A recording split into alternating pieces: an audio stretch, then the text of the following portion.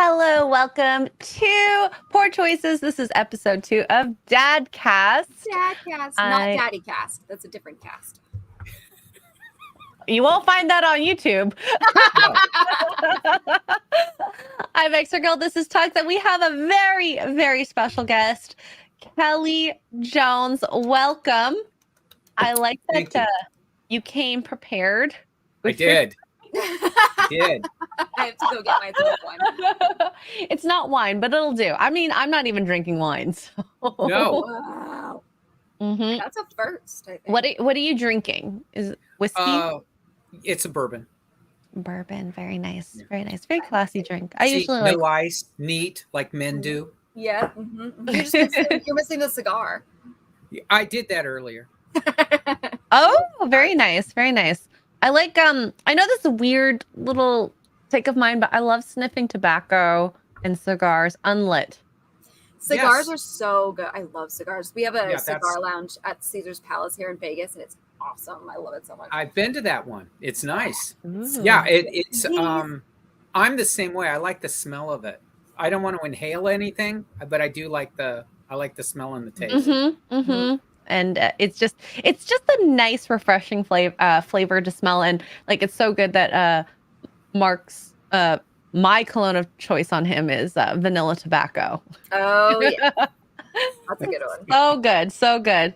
But yeah, so thank you, Kelley, for stepping in. We originally had Shad booked. He woke up not feeling very well, and we were going to originally cancel, as you guys have seen. Lynn messaged, and he's like, "Hey, Kelley's free," because you were actually booked for 2 weeks. Yeah, she told me that, and I said, "Well, I can do that." I just did one the other day for a friend of mine who couldn't make one, so I went. I can come in and do it, and they did it, and it went well. Usually, spontaneity is pretty fun, pretty good. It is. Yeah, it really is. By the way, your shirt, does that say Forbidden Planet, the comic book store? The movie. The movie. Oh, okay. Right, in the UK. I went there. Oh no. But I'm not a huge comic book fan. No. Whereas Tugs here, of course, is actually a comic book fan. Knowledgeable. So really? I'm trying not to be a dork right now because I love your art. Thank you. Thank you. No, that's fine. I'm trying to keep my cool. I'm trying to be cool and calm. No, I started with movies. So when I was a little kid, that was one of those movies, right? It was one that my dad would let me stay up and watch because it would always be on late at night. So it just always stuck with me. Ah, very, very nice. You're gonna add it to your ever-growing list. Fine. You know what? I'm actually going to put it on my list. You guys right now chat, and I'm going to put it there right now. So I'm going to shut up for a moment. Okay. She's like, is that the comic book store? I'm like, huh? Yeah. Like she wishes she could whack me on the head right now. Okay. Teaching you slowly. It's all right. That's good. That's good. Oh my goodness. So of course this is our second show with Dadcast. Wow, I'm getting an apology on behalf of me. Her sad lack of media knowledge. We're working with it's really true. And I just IMDb'd it. Forbidden Planet. It is a movie from the 50s. Wow. Yep. Okay. Yep. It's a I will classic. find it. I will watch it. Yeah, it's a great movie. It's first electronic score. It's serious, and it's ultimately the bottom line is it's cool. Mm-hmm. Yeah. Oh, cool. 23rd century. Okay. Yeah. Ooh, I love the title. It's like very Star Warsy with the going through. Oh, they all took from it. Everybody took from it. So Okay. Well, it's on the list now officially. So thank you very much for another media recommendation.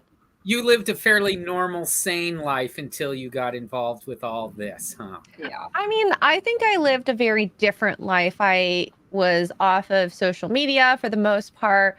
I had too many hobbies, like every Asian parent puts their child in to give them a lot of resources to go into the world with. And, I appreciate that for it because now I get to watch good shows versus some of the stuff that is coming out today. So, yeah. No, I'm with you. We're working on it. We're working on making her a nerd like the rest of us. It's a good process, a fun process. Used to be an alienating process, but it's one that you really, for me, I had, there was a no choice to it. It was just I liked it. The best part about it is it made you stand up for yourself because you had to stick to what you liked. And and for me as a kid, it gave me an identity. When kids don't have an identity, it gave me one, and it gave me one to reject all the other stuff. As silly as that sounds, I mean, I didn't care if there were kids who made fun that I love comic books and all these goofy movies. That didn't bother me at all because I loved them more than I cared about their criticism. And I make a living at it now where they don't. So yeah, exactly. You're the cool one now. Who says, having all those crazy daydreams has paid off pretty good for me.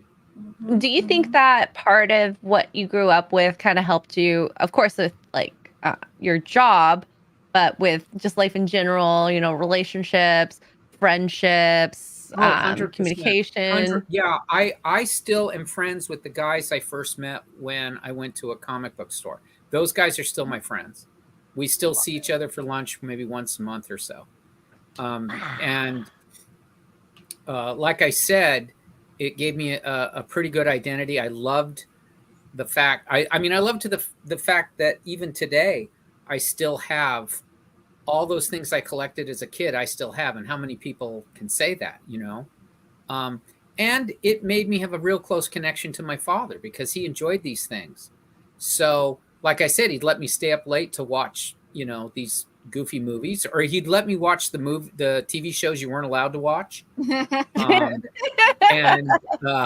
And that's probably where, for me, I got into the enjoyment of telling stories because I'd go to the schoolyard the next day and tell them what I had seen, whether it was at a movie that none of them were allowed to go to or watch a TV show they weren't allowed to watch. And just the reaction of them to what I was telling them was pretty cool. Yeah. Yeah. And that's something that's something I wanted to give to my kids too, was I wasn't going to helicopter them over what it is they would like or not. And hell, if I was watching it, they could watch it, I'm not one of those who says, is this age appropriate? They'll run out of the room if they don't like it. Yeah. Oh, no. I'm scared. Okay, bye. See you in a couple of years. We'll try again. Yeah. I feel like if my parents allowed me to watch all the stuff that they, didn't allow me to watch, I probably wouldn't end up watching it. It's so true. Yeah. No, I always felt sorry for my kids kind of after the fact because I realized in large part I was giving them 30 and 40-year-old pop culture that none of their friends would know what they were talking about. But what was interesting is when their little friends would come over, I'd say, okay, here's the deal. You can't tell your mom on me. If you're going to watch this stuff, you can't do that, right? And I'm not talking like crazy stuff like now. I mean, like old movies. And they'd never seen black and white, and they'd never seen stuff. So, or those kind of things. I had a blast. I mean, it was like a camp out, even though it's in the front room and they're watching it. My kids totally dug it. I mean, my kids saw a lot, more explicit stuff like John Carpenter and whatnot at very early ages. But I wanted to watch John Carpenter. I was looking after him, I just said, at that point, if they wanted to, I'd let them hang in there as long as they could. And they did, But I was pretty determined to not be the fun parent, but to be the parent who would let them try that stuff out, let them see what it is they wanted and what they didn't. I didn't try to force my taste on them or what I like or anything. I never did that. And I think that because my dad was like that, I wanted to replicate. I wanted to spend a lot of time with him anyway. I think it's a very interesting take, because Mark, my husband, he was very similar, or he is very similar to that. Of course, we don't have children right now, but he's always been like, we should let them do what they want, especially if they're doing it at the house. That is a safe space that they can always come to us with questions about anything and everything, so that, like, this is safety. That way they feel they can approach us if need be. Well, you're still in the theoretical. They're going to do stuff that drives you mad. Oh, absolutely. They're going to, Lynn wanted girls or wanted sons, and I didn't care, right? And she was just determined that it was going to be sons because she came from girl world and that whole thing. And I didn't really have a preference. I didn't have a preference at that time because I just only knew male cousins, and just, there weren't too many girls involved. So I didn't have that. I didn't know what she was talking about. Later on, my friend had a bunch of daughters, and then I understood, oh God, I got out lucky. Not wrong. Trust me. Yeah. I know what it was like. It was like, I remember her. She was a sweet little 7-year-old, and now she's, so, and my sons never went through any of that.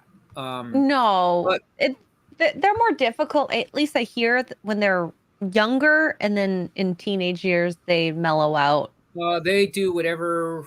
They are so, to this day, everything is to please their mom. They are mama's boys. They will still hold her hand and hug her. And they are tough guys. They often do stuff. They are tough kids. They're very masculine. Very masculine. But man, do not get between them and their mother. I love it. No. That is really sweet. They're funny because her opinion really matters to them. They do not want to disappoint her, and that is something that I think I've always seen in both of them. But we spent a lot of time with them. I mean, there was always I was always, since I worked at home, they were always underfoot. I blocked off my studio so they could be toddlers and, a little bit, whatever. And Lynn was still going into work. So, you just become an ace diaper changer, baby feeder, but that's okay. Look, I tell you what, it's the best years you ever get. I had a blast. Yeah. Do you think it's because of that time that you spent together that they seem very open to you guys and very communicative? They will talk to my wife about anything. They won't with me. They're more cautious with me. I think that's just because they want to present themselves without a flaw. Like they're in charge of it. But they will go to her and ask every single question there is, or relate their feelings to her a lot more openly. That is so interesting. But that's normal. That's totally normal. I had a great relationship with my father. He was very blue collar, had his own business. I must have seemed like a changeling, like, what did I get here? Because I was the exact opposite of everything that he was used to, and that all of his nieces and nephews were, because I kind of came at the end of the game. But I was I knew I was a lot more fun than them, Because I guess you're the youngest of the cousins, right? Yeah, my cousins and all the little kids he knew. But he, like I said, was very blue collar. And here comes this kid who loves to draw and loves to. I mean, I had a very romantic view of the world, and I would see things differently. And he would really dig it. I mean, he didn't say that to me. He just would let me do it. And I love that. I would ask him all kinds of questions about stupid stuff, and he would totally get involved in it. And he, like I said, he was very blue collar, had his own business, construction. So in high school, when I was in high school, during the summer for 2 months, he would make me go with him so I understood what the real world was, you know? And that was rough. That was tough. And, but he didn't do it so I would learn how to build a house. He did it so I would learn, hey, work hard so you don't have to build a house. I think a lot of people do that, especially like if you've worked hard to get to a place in your life and you want your kids to do better than you have done. At least that's what I've seen with my parents. Yeah, it was great. We used to have to be up at 5 a.m. and be at the job site at 6. And, you know, that was my summer for a few months. But what was great was I was such a bad influence on my dad. He started cutting the day short so we could go home. And we go, in fact, my brother used to have to go too, but he wouldn't do this with my brother. My brother was like, I'm going to prove that I can do this. I was like, this is the last thing I want to do. Yeah. So I was just a wise ass. I was terrible. And so he would always take me with him. And the day started getting shorter and shorter. Instead of coming home at 2, it was 1. Then it was 12. Oh my then it was 11. God. And he would always say, you cannot tell your brother we're doing this. Because he would take me to a great place for lunch, you know? And so we'd go have lunch. Instead of be at work. Yeah, instead of going to work. And that was the last 2 years. I really enjoyed that. Oh my gosh. Yeah. So I wanted to kind of pass that on to my kids, that there was, you know, all my father used to say was, if I see you're giving your best effort, I don't care what the result is, as long as you're trying. Mm-hmm. The results are going to be the results. And you'll find your way. And that's kind of what I did with my kids was beautiful. My dad didn't care about my grades. He cared about my citizenship grades. Mm-hmm. That was what he looked at. He didn't care what if I didn't do well in a course, as long as I wasn't acting up and screwing up the other kids, all right, fine. Find something you can do. And that's kind of what I did with my kids. My kids were much better at getting around me than I was. My dad always knew what I was doing. I mean, you were in a sneaky. Yeah, he was great, and that he always knew what I was up to. But my kids, I'm going, I know I was there. But you know, there's stuff they didn't know. They didn't know that I drew comic books till they're like 12 or 13 years old. Really? Really? They see all this stuff in the house, and they're like, whatever dad's doing what dad's doing. I never hid that from them. I mean, I have a studio. To be fair, I only work in my studio. I don't go around the house and draw. I don't go everywhere and draw and draw and draw. I only do it in my studio, in this room. So there was one time my oldest came in, and that's how he found out. He came in and he wanted to go do something. And I said, I can't. I got to get this job done. My boss is waiting for it. And he said, what are you talking about? And I said, I'm got a job. I'm working on this job. It's due at this time. And he goes, you have a job? And I said, yes, I've always had a job. And he goes, no. Oh, no. Yeah, and I said, yes, I do. So I pull out some, I said, what do you think? What do you think I do all day? He says, I just thought you like to watch movies and listen to music all day. And he was like, yeah, but also I get paid. So I always wondered, what is he saying to all of the kids at school or his teachers or our friends? Like, you know, dad's just this slouch and mom's got to work her ass off, you know? And he said, I remember him running to go tell my youngest son, Dad, and he was saying, Dad's got a job, all the way down the stairs. Oh my gosh. You know, they never understood it. The first time I took him, I never took him to comic book shows or talk about comics. I didn't, if they like comics, fine. If they don't, fine. I don't push my taste or anything on them. And because it wasn't done to me. You know, if I would have followed my dad's world, I'd have been, you know, fixing cars and building houses and doing man stuff. So he never made me do it. He just said, go do whatever. So I did that with them. And like I said, I raised them from, after maternity leave, after 6 weeks or so, it was me and those kids. I used to love taking them everywhere I went. I'd go to the grocery store, go do whatever errands, and I'd pack them along and go. It was a blast. I mean, I always heard people complain about it. I'm going, maybe it's me. I'm having a good time with this. I miss it. Yeah. You genuinely enjoyed spending time with them. I didn't know I would. I didn't know I would. Look, I was told when I first got with Lynn, she says, no kids. No kids. Oh, no really? Kids. And then one day, called out. One day the hormones kicked in, and she kicked in the door and said, we're having kids. And I went, okay. And that was it. She was focused on it. We are going to have kids, and they're going to be sons. It was all these declaratives that she did. And I'm like going, you can't control this, but okay. I tried once to say, I don't think we can control this, and had my head bitten off. So I just kept my mouth shut.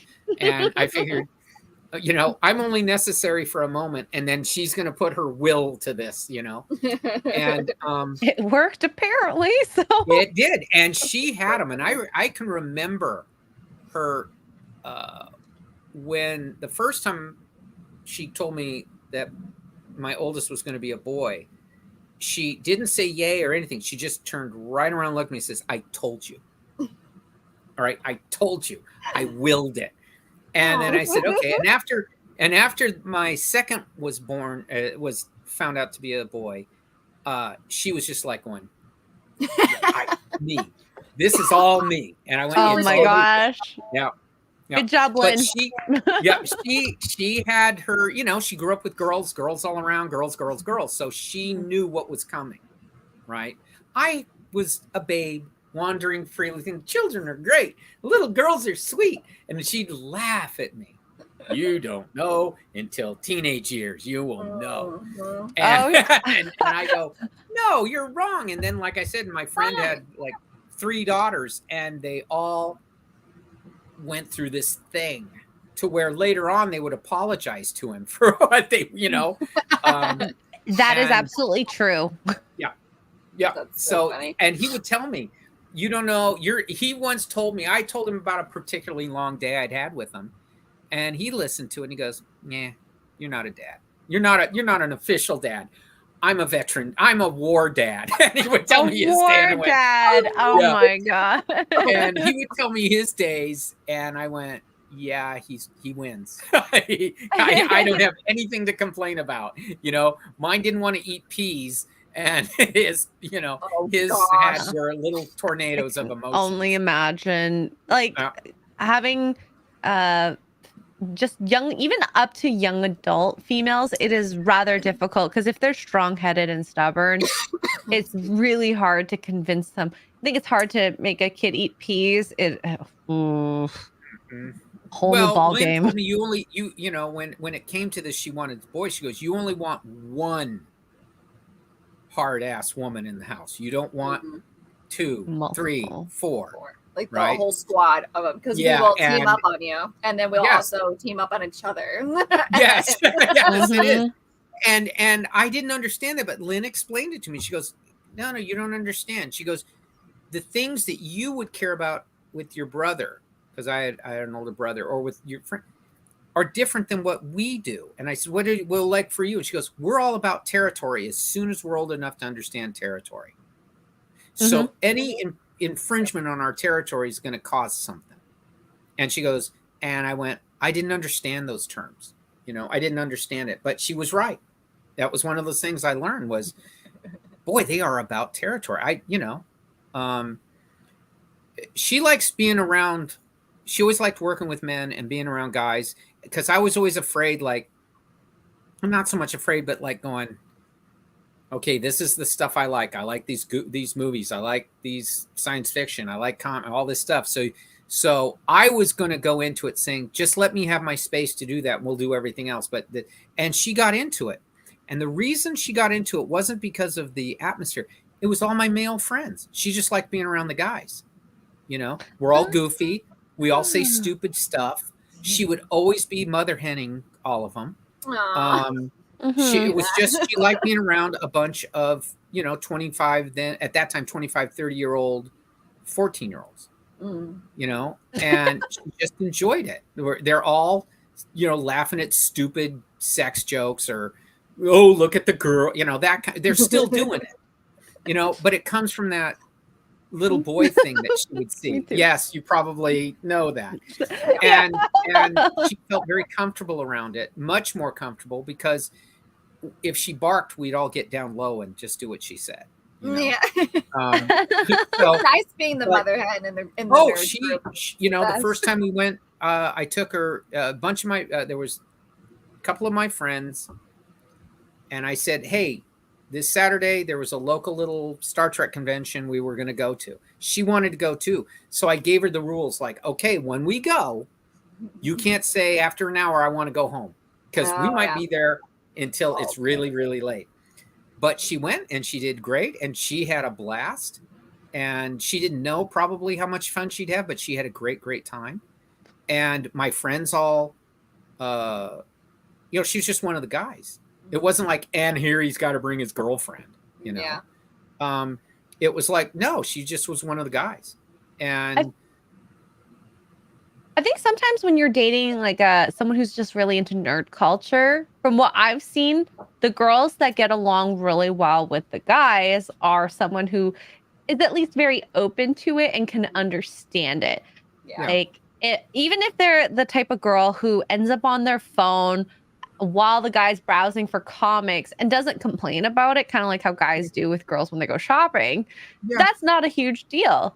And I think that really works in those types of relationship, because she's been clearly very open to comics, and she's gotten into her own types of comics as well, as we've heard from previous episodes. Oh yeah. And I like that, because you guys have been so open to each other's hobbies. Well, I never, for me, she used to get into, I go through these obsessions from time to time where I have to know everything about Genghis Roman Khan. Empire. I'll give her that. She really went through a long stretch of that. And I would take them to all these bookstores, and they'd be down in the Bay Area when it was safe to go to the Bay Area. And I would go and hunt down all these old books on the Romans or whatever it was in history. I always loved history. So and she would go along, or I would hear in those days before DVD and it was videos, just videotapes, I would hear where a store would be going out of business or moving and unload all their stock. She'd go with me. In fact, she came home once and told me about a store that was doing remainders. Halfway through her telling me that I dropped everything, she knew what had happened, ran to the car, and we just loaded up all these old monster movie tapes. I love it. So it was always that kind of thing. And she started to dig it. So when we would go on my looking for UFO books or looking for Roman Empire, looking for Genghis, any of those things, Charlemagne, I went through a big Charlemagne thing. She would be in there ferreting out all the stuff. And she actually found my best stuff because she really got into hunting this stuff down. When she wasn't so much into comics until she started going through and putting mine in order, my collection in order.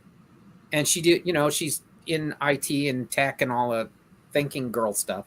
And she was doing spreadsheets, and she would yell at me and say, your stuff's not in order. And I go, well, it's kind of in order. It's kind of in chunks, But she's organizing of order. Yeah. Yes. And she has done, I have to give her credit. She put them in order like a comic book store. And while doing that, they're in boxes. That's why she started watching the BBC, because it was bagging and boarding, and she was doing that. So she would like to watch Gary holding up the books he was doing. That's why she'll say, I want him to show me the book. Gary was showing the books today, and that's what she likes. Yeah, she likes she was. And so that's a big deal. She will do that. And that's something I used to do as a kid, but when you get older, but she would go through them. She'd find out what I didn't have. She'd yell at me for, you didn't have Spider-Man 41. I go, I was 16. I didn't have any money. But what happened is she started reading some. Would just you know, they're there, and she'd pick one up and see what is it he's into. And she started to like them. And the one she really started liking, she got on. I bought a few girl romance books, but for the artists, I was interested in the art. I didn't really read them for the stories. She was reading them for the stories, and that started her getting into it.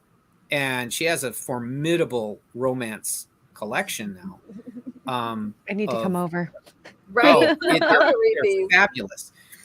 Every day for like 3 years now, there's a stack of books she's always ordering. If I'm going to shows now, she wants to go, and then she will hunt down romance books and certain books I'm missing. She's gotten to be very good friends with a lot of these retail guys, you know, and it's funny because she has a better relationship with them than I do, you know. That's impressive. That is impressive. Good job, Lynn. Yeah. No, I mean, I didn't look. I always kind of kept a lot of this stuff away. You know, this world, it's goofy, and so my kids, they didn't know about it, and Lynn, you know, there used to be a joke that all my peers in comics, I would go to these things and I would talk about Lynn, but they'd never saw Lynn. I'd see their girlfriends or wives, and they thought I'm having a fantasy or she's a blow-up girl, something like that. Oh my God, she's your girlfriend from Canada. Yeah, my girlfriend from Canada. And so when she finally met them, I took her to a show. I think it was San Diego.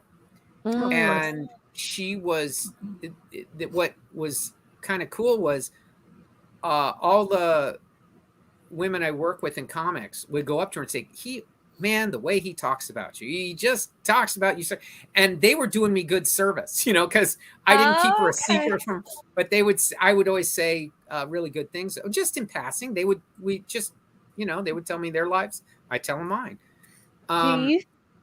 Is it maybe like, have you dated other people, brought them kind of into the world, and they weren't as receptive as Lynn? Is this like maybe something from that? Yeah, yeah, absolutely. And where it's kind of okay at first, it starts being, why are you still doing that?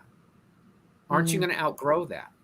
And I was always like, well, I'm not doing that to you. You know, I hate that like equality bit there. Well, what happens? It's like what I said earlier when I was in school. I didn't care if some kid, you still read comics? I go, yeah, and I'm buying them too. I used to always give it back like that. And then I would draw a picture and then they'd go, oh, well, okay. You know, but I always stick up for myself that way. Well, the same thing if you're with a girl and it didn't go well, I still like myself. I didn't look at it and go, well, you know, now I got to reevaluate my life. No, they lost out. You know, I love what I do. I love my friends. I loved that whole thing. And I wasn't going to give up all that just to make someone happy for 15 minutes. And that sounds, but I wasn't like, you have to do this or you have to watch this or you have to see it. I would just go off. I was perfectly happy doing it on my own, you know, and maybe they did feel like they were missing out, but they didn't want to go see a Mario Bava, Richard Corman double feature at the theater downtown. You know, they didn't want to go see these old movies, or they didn't want to go see Star Wars for the 18th time, or, you know, or be able to talk in Dune speak where we would all be going, where we would all talk about the juice of Safu. They didn't, I would have girls just not get that, you know? And to be around my friends all talking about, you know, I am the Kwisatz Haderach or something like that. We all understood what we were doing. It was funny. It was just, now Lynn will do that.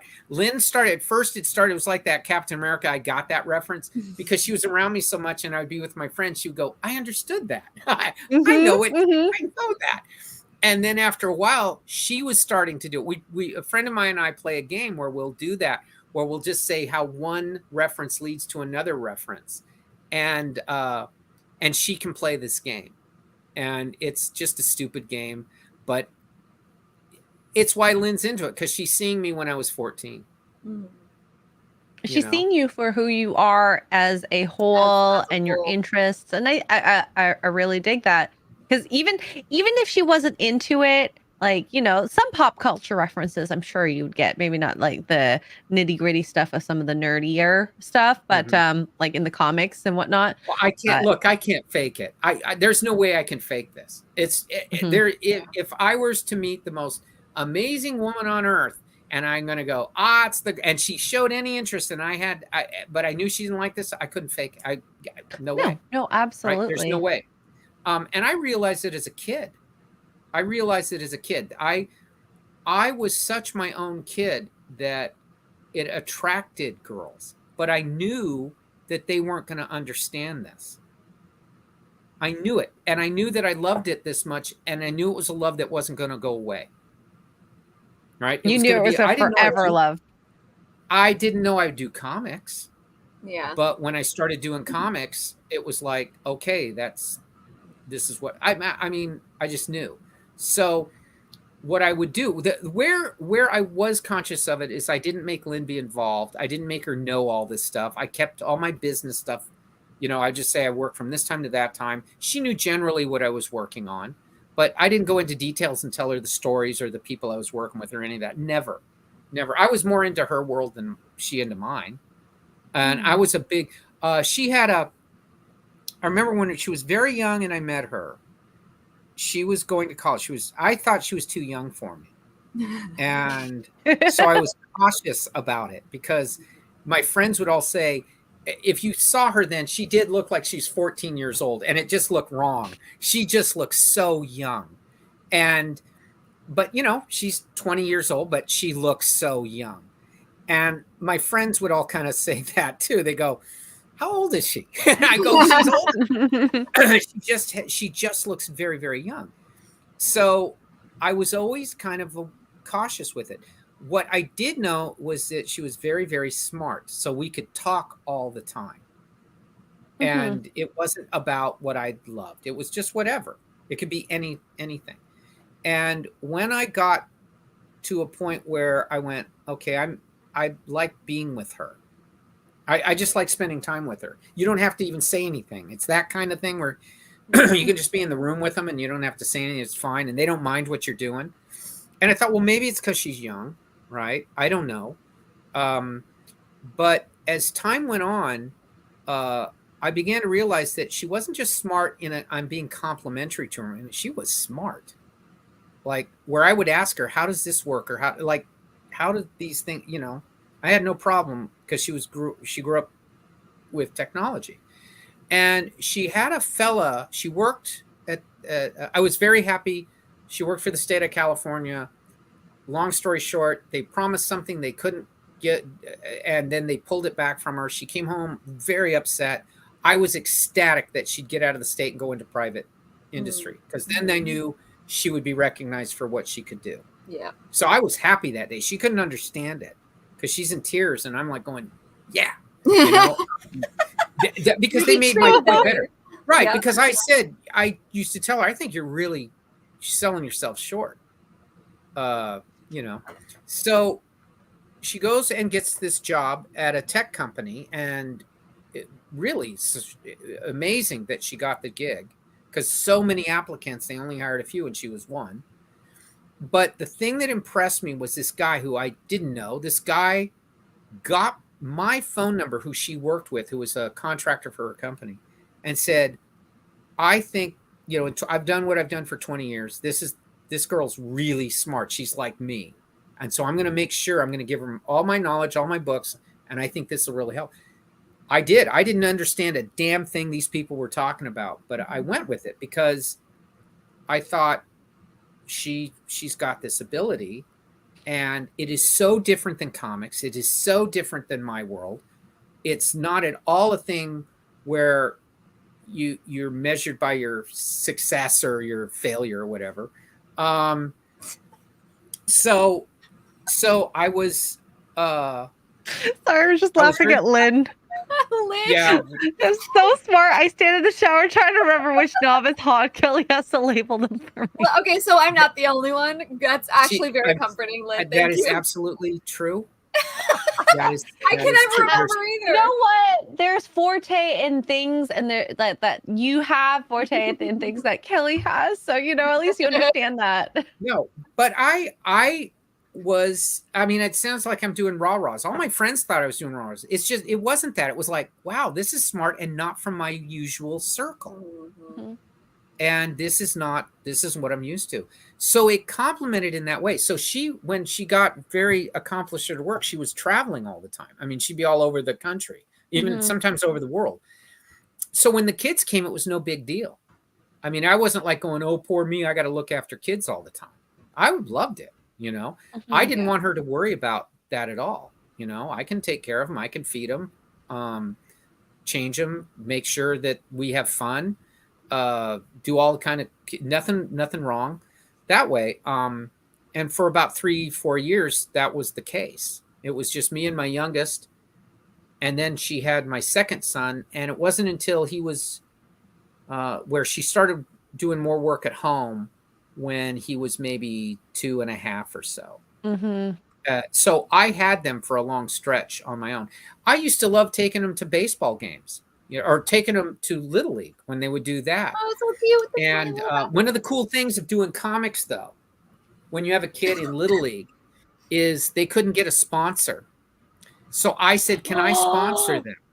And I called up my editor at DC, and I said, is it okay to put DC Comics on the back of their little jerseys, saying that these are the detective? God. Yeah, they're DC Comics, the DC Comics Giants.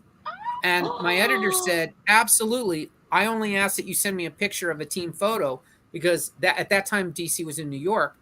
So they had a picture. They did something with the Yankees. So there's this big picture of the Yankees with Batman, and they have a big picture of the Orangevale Giants right under it, right? With DC Comics there.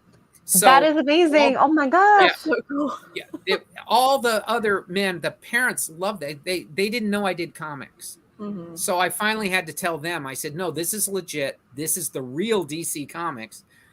They are the sponsors.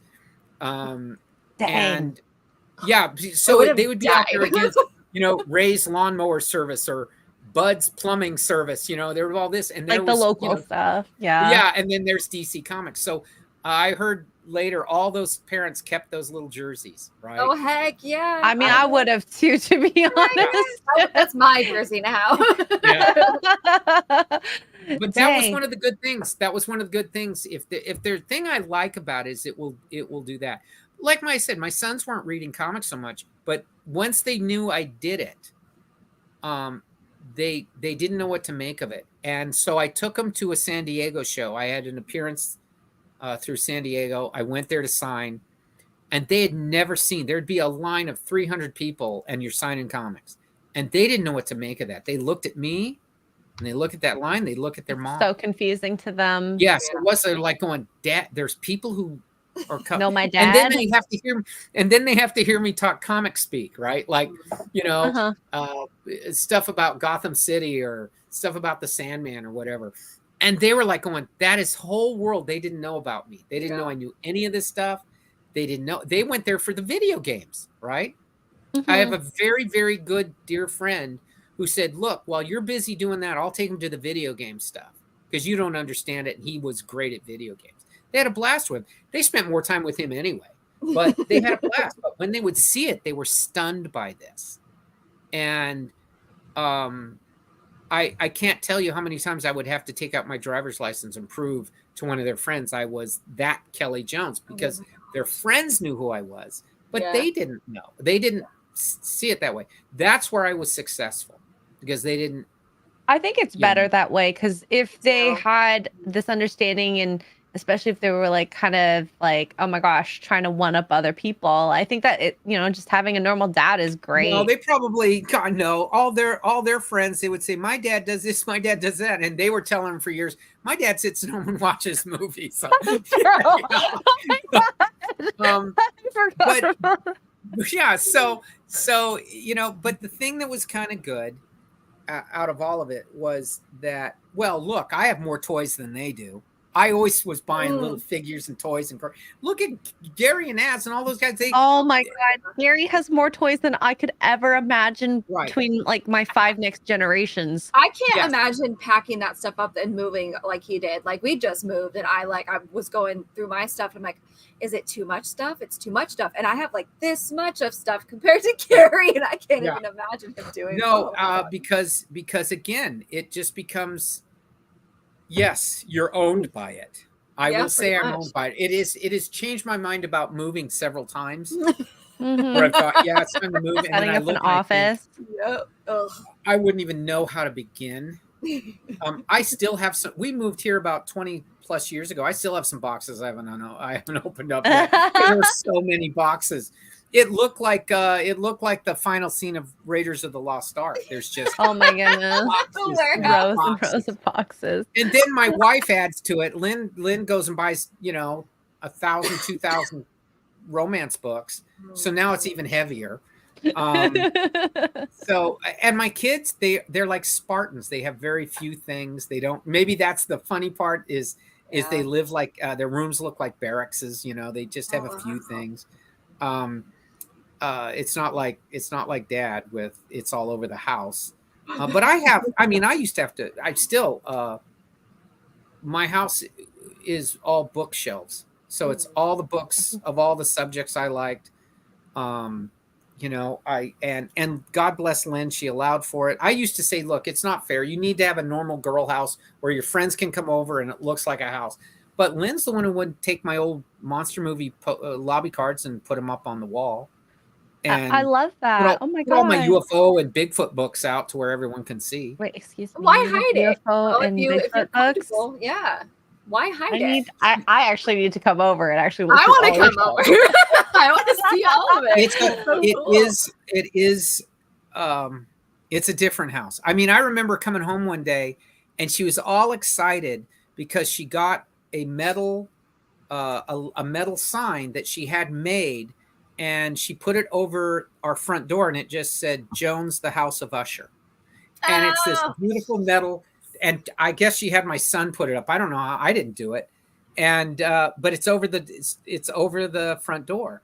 And she, oh my gosh. Yeah, because I went through a big Poe phase, and that was around that time. Really? Yeah, we all do, and that's a recurring thing. I always am going through a Poe phase. You know what? That's amazing. Oh, sorry, I interrupted. Keep going. No. I mean, it's just she's went along for the ride on this, and I give her a lot of credit. Sometimes I step back and I go, I know I can't give this up. Right. I have slowed down my buying of crap. So I'm down to, I'll collect old soundtracks. I'll collect old books still. I'm still big on physical media because that's the only way to go. Fair. And so I still have stuff coming in, but I'm not as bad as I was where I would buy every figure and all the goofy stuff that that comes. I've heard. Yeah, I'll watch Gary and Az, and they get all excited over every time. Oh, did you see this? Oh my God! And I still get excited over it. If it's Star Wars, like Star Wars is still my crutch. Like I'm weak when it, depending on the Star Wars stuff now that I'm older. But I have a huge Star Wars collection that. But no, look, that's my weakness. I don't like new Star Wars, but I have never lost my love for old Star Wars. Me neither.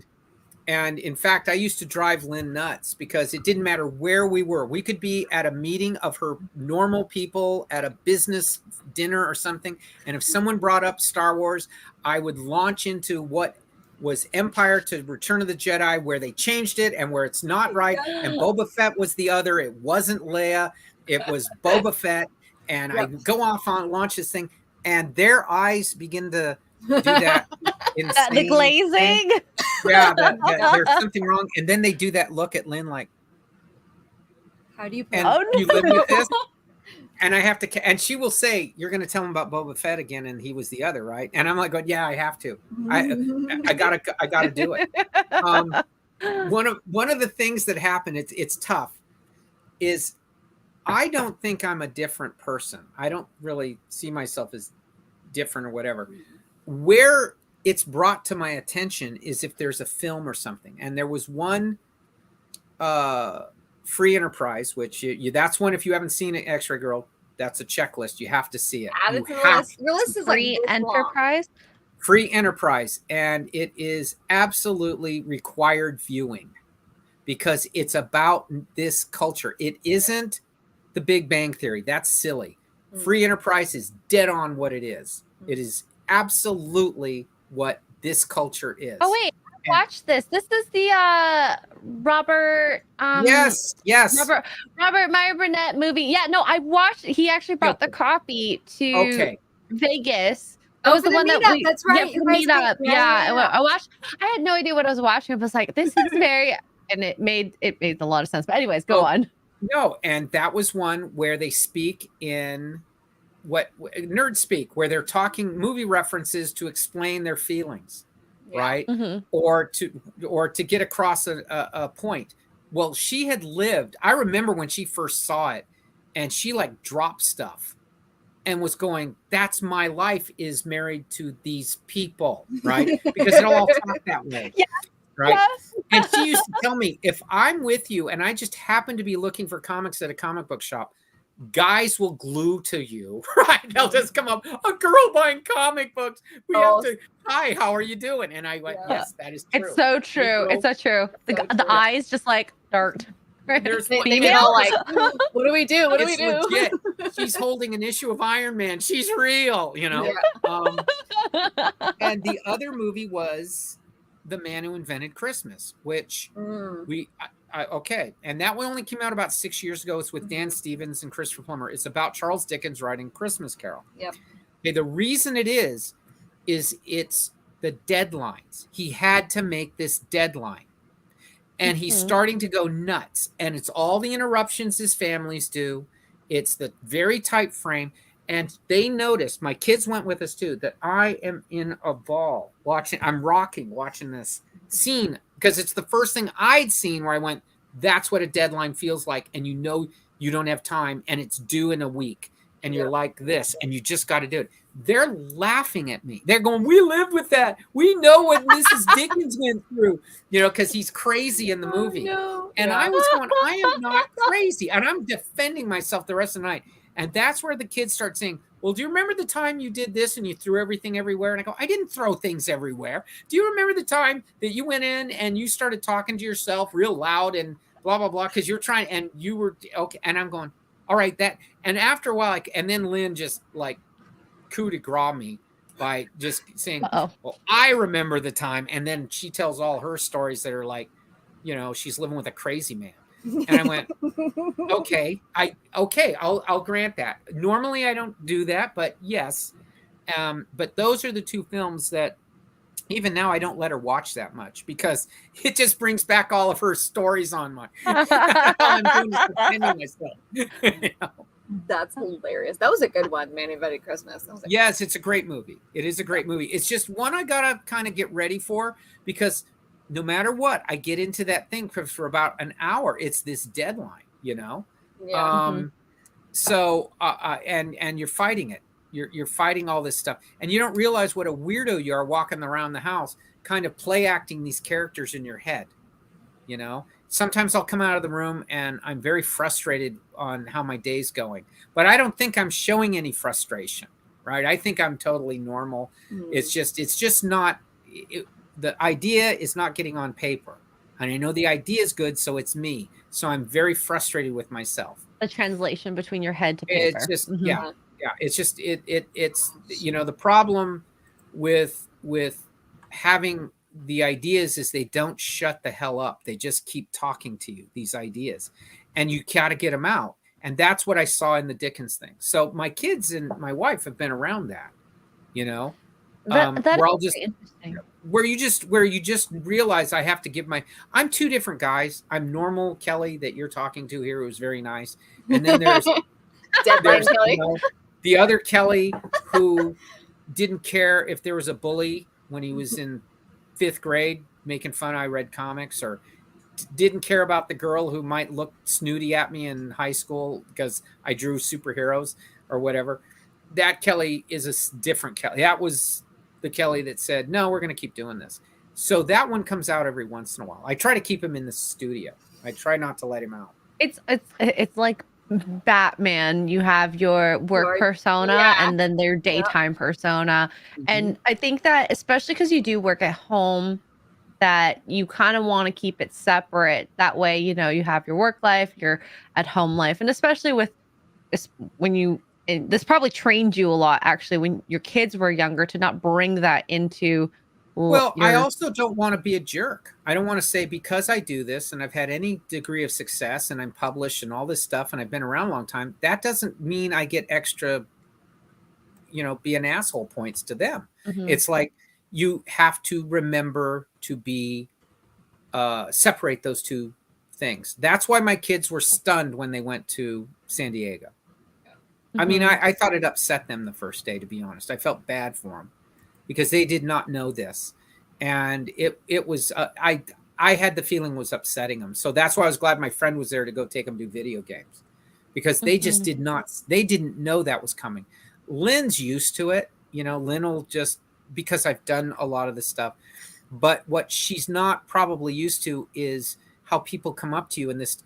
And I have to tell her, I'm a fan, not a pro. I'm that way when I come up to people, right, that I really admire. I just, so I'm cool with it. I get it. I'm a fan 1,000 times more than I'm a professional. That's why I'm probably can separate it more. And so when I'm at these shows and I said, ooh, there's Jim Steranko, and I got to go run and see him. And Lynn's like, okay. And she follows. And then she says, you're like the people that you come to see. I go, absolutely. We're all the same. Yeah. It's just a nice cycle, because I think that inspiration can come through so many things, and art is a huge part of it, as we've seen through life, music, images, dance, all that. And it's just something to look up to. And I mean, you've heard a ton of it, and I've even heard from like through other people. When you get that inspiration, it drives you further to do more. It does. And it can happen with things that aren't even what I do. I have built all these stone walls and flagstone pathways in my backyard. I have a fairly large backyard, and I'm building all these things all the time. I can't, because that's a different thing. It comes out in different ways, just how I want things to look. And I have a romantic view of the world is still there from when I was a little kid till now. So, and luckily they all go along with it. I'll just say, I want a stone wall here. And then I go get the stuff and I start building stone walls. And then I stop. I go, well, for 3 days, I'm just going to go and get the supplies I need and do this and build it because I have to do it. And that's the same as drawing the comic books. It's no different. It is in a way being haunted, but it's from yourself. You know, it will just show up and say, this is what you're going to do. And this is how you want. I mean, I try to remember what normal is. I'll go to friends' houses or Lynn's work functions, and I'm around normal people. And I think, in a way, I kind of envy them. I go, God, their life is so streamlined. You know, everything, they all talk about the same thing, and that's fine. They like to golf or do whatever. Or they have nice houses with plastic flowers. I like dead flowers, you know, so because they meant something to me, I can't throw them out. So they're up high, and they go, "Why are there dead flowers up there?" I go, "Well, that was when we went to a wedding." Your garden, okay. Yeah. So I mean, there's certain things like that, but I also have all these odds and ends, you know, and I know they don't. I mean, they'll come over, and I always tell Lynn, I'm the one who's worried when people will come over, because there's like a dinosaur bone next to a Roman carving. A dinosaur bone? Yeah, I mean, real dinosaur bones, big dinosaur bones. Oh. But that's just from years of doing this, right? And like I said, Roman artifacts and things like, just from years of the flotsam and jetsam of your life. And Lynn's the one who always says, no, this is fine. Don't worry about what they think. She's the one who says, this is fine. Because I'm always afraid I'm going to embarrass her in the real world. I have to be careful when I go to her functions to go, okay, I'm going to sit very quietly, get a little drink, and just, talk innocuous. And that's when I try to talk like an innocuous person. When I would go to school functions for the kids, it was the same way. I know how that's going to go. Although where it pays off is my youngest son became a diabetic, and he was about 6 years old. And he had a different way of hearing things, audio processing or something like that. Didn't affect his intelligence or anything. It's just a different way of accumulating information. So I remember it just kept building. First, he's a diabetic, then he needs glasses, and then this thing. And it was just one thing after another. And it was just mounting up on poor Lynn. And I remember they said, well, they want us to come into the school because one of the teachers wants to discuss, maybe he doesn't belong in school. And so I'm like, all right, fine. I mean, I go. And after that meeting, I let him have it. And I let him have it saying that none of them saw the world as interestingly as he did. And I'm not saying that as his father. I'm saying that as someone who sees the world differently, and I'm making a hell of a lot more money than you guys. And every teacher told me the same thing about me. And I'm doing 10 times better than them, if not more. And nobody knows who you will ever be, but they'll know who I am, and they're going to know who he is. So tell me again. And then after that, Lynn said, you're not allowed to go to the school meetings anymore. I'll handle it. It's okay. But you know what? I love it. Because I was surrounded by people who finished high school and now they're adapting their comics for movies. That's the world I was in. I'm around people writing novels who got kicked out of English courses, right? I was around real artists. So when I went in there, I just let them have it. That's one of the few times I've ever done that. But it was in defense of a child. And I like that reason, the teacher started to get teary. The principal said, no, you're right. No, we're not doing anything. He's going to be fine. And I just said, none. And I was steaming coming out of that thing. And I said, if I get the feeling any of you try to quash this with him, I'm going to come back here again. And see, I would make you go every single time to every single teacher conference you go. Well, after that, they had to see me all the time anyway, because the deal was, because he was diabetic, if there was a problem, I had to be only 5 minutes away to take care of it, because they couldn't always say a nurse would be there. Oh, so and you were at home working. Right. So I knew how to deliver an insulin shot. I knew how to measure the units. I knew how to gauge how much he needed to his carbs. So I knew what to do. And you're over there all the time. So they saw me all the time, and I'm a nice person. I'm fine, but there's no way they're going to tell me there's something wrong with him when I'm not seeing anything wrong with him. I know when something's wrong. I mean, I would be the first one, but he's just seeing the world the way I do. And he's highly romantic the way I am in stuff. I love it. And so at that point, they knew that I was always there, and they knew that that I wasn't speaking from just a simple father defending his kid. It was like I was coming from a place of experience. And so at that point, the rest of his time in school, I always let him know their job was to do their job. Their job wasn't to tell me anything. I will take care of, if there's the issues that you would have with a kid, I would know.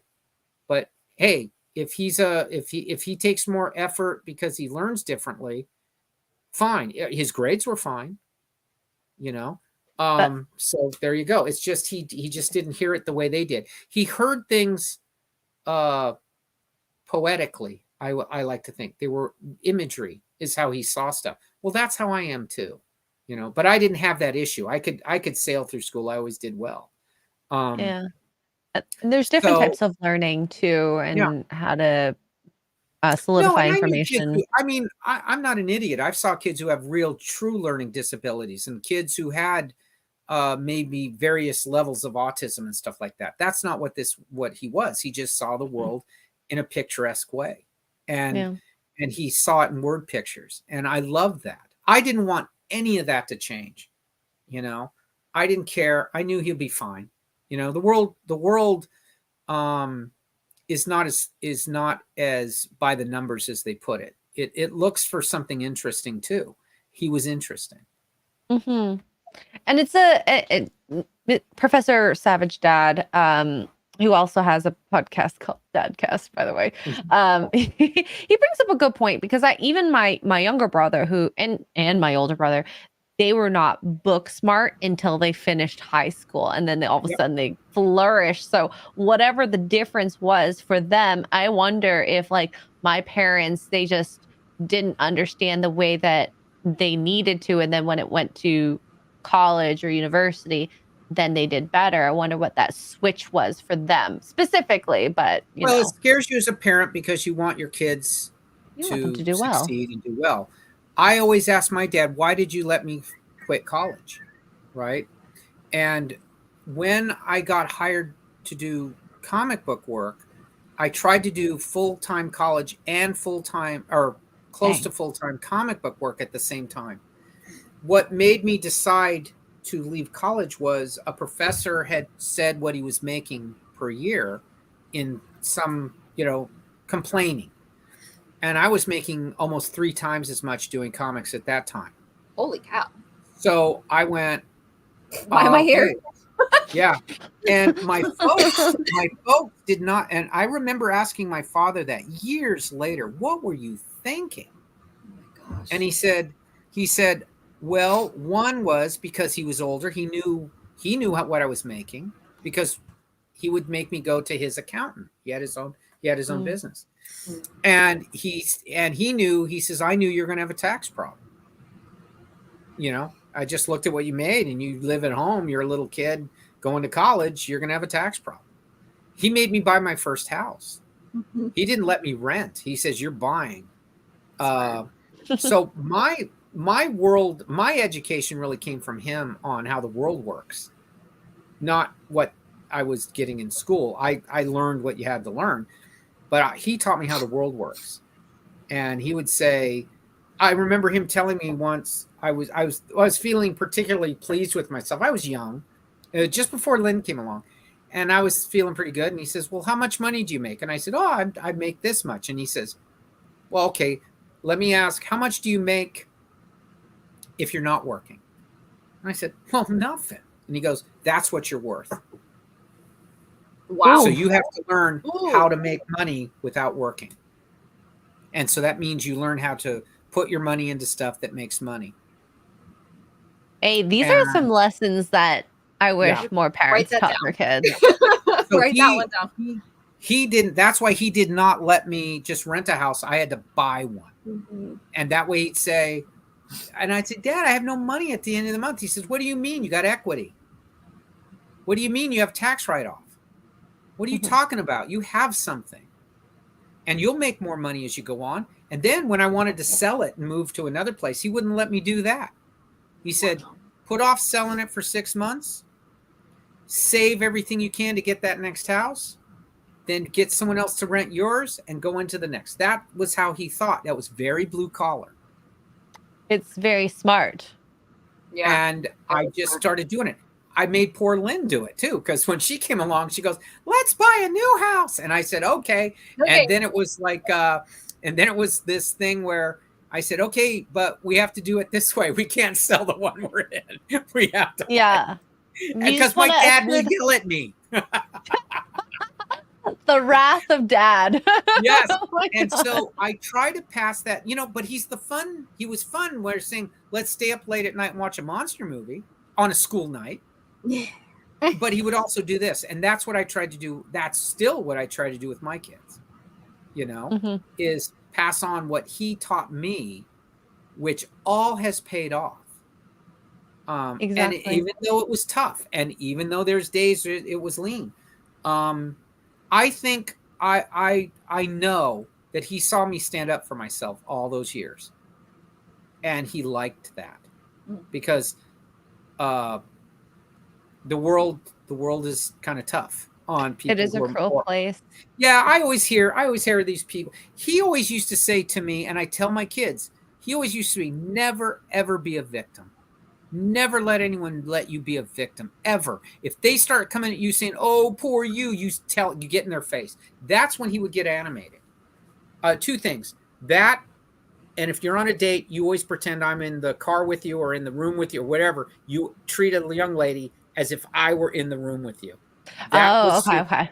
Yeah, and that stuck with me, you know. But the other was that, and so I always used to think that I wanted him to be proud of me. So though I didn't understand what he was saying, I did it. Later on, it started making sense. These are some solid advice. Right? Yeah. You need to be writing this down. Well, and honestly, any guys in the chat, if you're single or, you know, you have kids, like this is something maybe you can incorporate into. No, he was all about being a man, but what he would do is play with the kids. And he would come home from work, he'd get a spray can out and he'd spray paint bases on the street, and he'd teach all of us on the street, all the kids on the street, how to play baseball. That's so sweet. He would take them all afterwards. He would say, go get all your friends. And he would dig a hole in the backyard and we'd do a weenie roast. He would go and he'd get all the kids and take us to a drive-in and tell them all, we're going to go see a Disney picture when we were going to go see dinosaurs and girls in bikini movie. Right. Oh gosh, Dad. Yeah. But he would tell all the kids, and that's why I got it with mine. You cannot tell on me. And we'll go see the dinosaurs and the girls in the fur bikinis rather than the Disney movie. And they all kept their mouths shut. Oh my gosh. You know what? We don't have stuff like this anymore. Not that I've seen. Mind you, I don't hang out with kids. And I see, at least on my street when I check, there's not a lot of kids around. There are a couple, but they're just on their own driveway and whatnot. Yeah. And the interactivity is so much lower than it used to be. You know, I knew all the kids on my street when I was growing up, and their parents, we hung out. I think things are vastly different because of this inherent mistrust in everyone. Yep. And it's unfortunate because not only could you learn from your own parents, we can learn from other people. And I think that there's shared value in that. Yeah. And and what happens is those kids don't get those early life lessons that only other kids can teach you better than even I can only say theoretical stuff when my kids were little, but other kids will teach them just by experience. So, but when my kids went to school, that's why I had them in like pony ball, little league, stuff like that, because then they're around other kids playing a game, right? Mm-hmm. And I would try to pick stuff that, since they're boys, it was kind of masculine, like you rub dirt on it where it hurts. You rub dirt on it. You know, you spit. You get sweaty. You say your first curse words. All the rights of being a young boy, right? And if you curse because you screwed up or you get hurt, all the men go, "Yeah, that's time to curse." That's when you curse, not just cuss. If you get some blood on you and you keep playing, that's the way it is. Right? Okay, you're all the everyone gets that. That's what my dad did with me, you know, and it's what he did with my brother, and it's what I saw the other guys doing with their kids on the street. And so what it does is it prepares you for the real stuff in life. I think a lot of kids missed out on that stuff, and you know, makes them pussies. Did you teach this too? Yeah, you learned how to pee off the back. Yeah, I used to take them. I used to take them if it was baseball practice or do anything, and it wasn't anything that you did. Like, I didn't lower the standard for them. I kept the standard high, but they knew they could trust me. They knew I was listening to them, and they knew I spent time with them. I just didn't wave in and wave out. I was always there. I didn't helicopter over them, but I was always in the house. And I always came out and I said, hey, let's go do this or let's go do that. I would do the same things that I knew helped me, because you know those things. And Lynn, though she was, had the way she was brought up, she could see that and she would back off and let that stuff happen, because she said, yeah, I wanted boys. And you want boys who are going to be men who will look after their women and their kids when they're of age. And that's what it is. Yeah. That's what I'm here for. It wasn't to draw Batman. It was to do this. I think giving that independence is a lot too, because well, my kids are both very independent, but they are, like I said, big time mama's boys. They call and see, hey mom, what's up? Or mom, let's go have lunch. Or mom, and they will hold her hand and they will give her hugs. And I remember I was so proud of my oldest once, because he was in high school, and my wife went to go see him at school or something. And my oldest came up, ran up and hugged her and held her hand, and they walked. And Lynn said, are you afraid this is going to, he goes, this might embarrass them or what? And he goes, yeah, they're jealous that they don't have this with their mom. They wish they had this with their mom. But my oldest was a pretty tough kid, so they knew, well, he's a tough kid and he's doing this. He used to laugh at him when they would make fun of him. He said, I'd laugh at him going, you don't get anything from your mom. You can't talk to her. And then it would hurt their feelings. And they'd go, yeah, you're right. Oh no. Oh my God. It's so sad. Yeah. He knew how to do judo, but that's something I taught him. I said, never get mad at someone who's saying something mean to you. Go with it. Just go with it. Don't resist it. I think that's a good, you can fight them.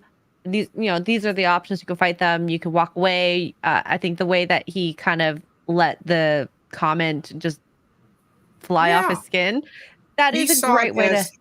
Yeah, he saw it as that kid didn't have it. He was missing out on something. That's how he saw it. So he didn't feel the need to fight. He knew he was already won. And that's what he told me. If it comes to that, he said, I don't care what he thinks. I love my mom. Boom. It was over. It was that simple. When you guys have sons, you're going to get that. You will get that.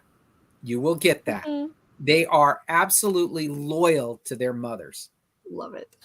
It's so true. My brothers are absolutely loyal to my mom. Same with me, but Well, you're the girl, X-ray girl. You're the girl. I feel like your job is to go get married and have the kids, and then we'll talk to you.